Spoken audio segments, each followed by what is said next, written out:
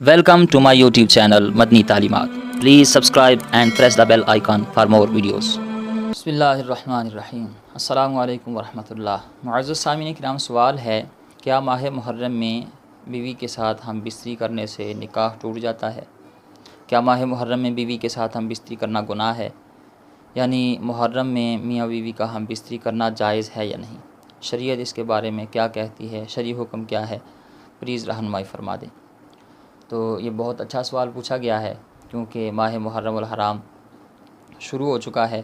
तो ये सवाल अक्सर लोगों के जहनों में आता है और लोग पूछते भी हैं कि जी माह मुहर्रम में मियाँ बीवी का हम बिस्तरी करना जायज़ है या नहीं। देखें भाई, माह मुहर्रम से इस्लामी साल शुरू होता है, यानी ये इस्लामी साल का पहला महीना होता है। और याद रखें, इस्लाम से पहले भी इस महीने को काबिल एहतराम समझा जाता था और इस्लाम ने भी इस महीने के एहतराम को जारी रखा। अल्लाह ताला ने कुरान करीम में इरशाद फरमाया, ऐ ईमान वालो, अल्लाह की निशानियों की बेहुरमती न करो और ना हुर्मत वाले महीने की यानी ज़िलक़द और ज़िलहज, मुहर्रम और रजब, इनमें से किसी महीने की बेहुरमती न करो।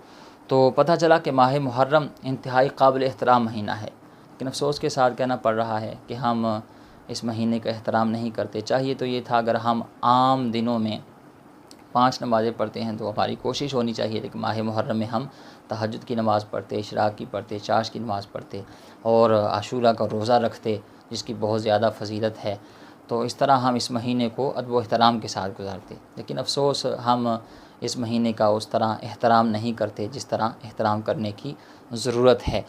अब रही ये बात कि इस महीने में बीवी से हम बिस्तरी करना जायज़ है या नहीं, यानी इस महीने में बीवी के साथ हम बिस्तरी कर सकते हैं या फिर मियाँ बीवी को इस महीने का एहतराम मलहूज़ ख़ातिर रखते हुए हम बिस्तरी से बाज़ रहना चाहिए। तो इस हवाले से शरई हुक्म क्या है?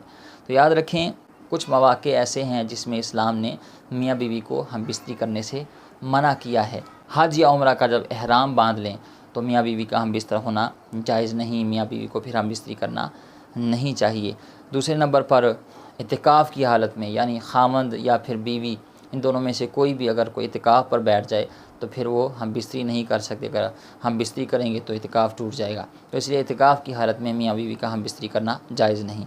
तीसरे नंबर पर मियाँ या फिर बीवी दोनों या दोनों में से कोई एक रोज़े की हालत में हो, वो चाहे नफली रोज़ा हो या फ़र्ज़ रोज़ा हो, यानी माह रमज़ान का रोज़ा या आम दिनों में आप कोई नफली रोज़ा, मिसाल के तौर पर ये माह मुहर्रम 10 मुहर्रम का रोज़ा रखना बहुत ज़्यादा फजीलत है, ये वाला रोज़ा हो या कोई भी नफली रोज़ा हो, तो मियाँ बीवी दोनों में से किसी एक ने या दोनों ने या किसी एक ने रोज़ा रखा हो तो रोज़े की हालत में मियाँ बीवी का हम बिस्तरी करना जायज़ नहीं, क्योंकि अगर वो रोज़े की हालत में हम बिस्तरी करेंगे तो रोज़ा टूट जाएगा। इसी तरह चौथे नंबर पर औरत हैज़ की हालत में हो, यानी औरतों की जो माहवारी के दिन होते हैं, जो मखसूस अयाम होते हैं, तो माहवारी के दिनों में, हैज़ के दिनों में मियाँ बीवी हम बिस्तरी नहीं कर सकते, जायज़ नहीं है। 5वें नंबर पर निफास की हालत, यानी बच्चे की विलादत के बाद जब चंद दिन तक औरतों को वो ब्लीडिंग होती रहती है, खून आता रहता है, तो उन दिनों में मियाँ बीवी का हम बिस्तरी करना जायज़ नहीं जब तक औरत निफास की हालत से पाक ना हो जाए।